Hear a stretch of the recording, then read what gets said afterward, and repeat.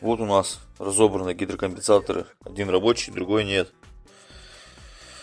То есть вот у него плунжер. Это вот состоит из двух частей. Вот здесь вот плунжер и основной поршенек. Плунжер вот там вот внутри закис. То есть вот берем рабочий. Вот так вот он выглядит. Вот этот вот поршенек и плунжер. Он вот даже немного нажимается.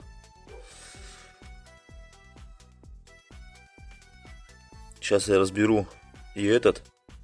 Почищу все там. Там у нас как раз таки стоит клапан. И не знаю, получится, не получится у меня достать вот этот вот. Если получится, то я его реанимирую.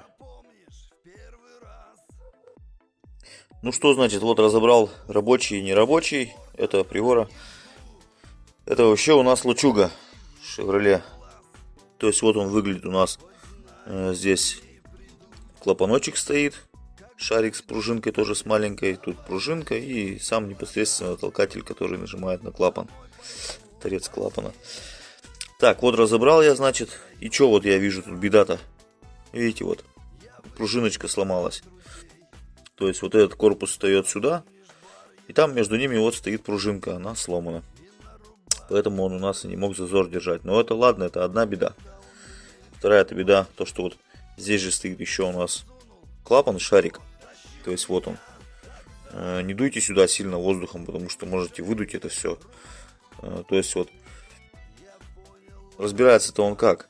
Проверяется даже можно, даже не... Вот то есть берем, разобрали вот мы вот так вот. Там у нас шарик. Вот этот шарик прямо иголочкой вот так вот тык-тык-тык-тык потыкали. Прямо почувствуете, что идет нажатие. Все, маленько вот там бензинчики в нефрасике помыли, да и достаточно. Ну нет, так надавили чуть сюда с большим давлением. И вот в этом видео вот он разберется. Также помыли, посмотрели седло. Как там оно работает. Чистое, нечистое. Если чистое, то все. Можно обратно собрать. Если где-то есть какой-то задир, ну, выкидывать такой гидрокомпенсатор. Вот. Сейчас попробую из приоровского собрать. Разберу также, посмотрю, может есть пружинка, так поменяю, восстановлю. Ну нет, так отрежу какую-нибудь пружинку подходящего размера, да пиздячу, все будет работать.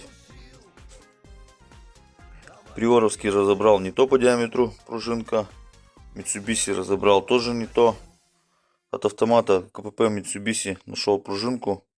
Откусил ее по размеру. Сейчас поставлю и все заработает.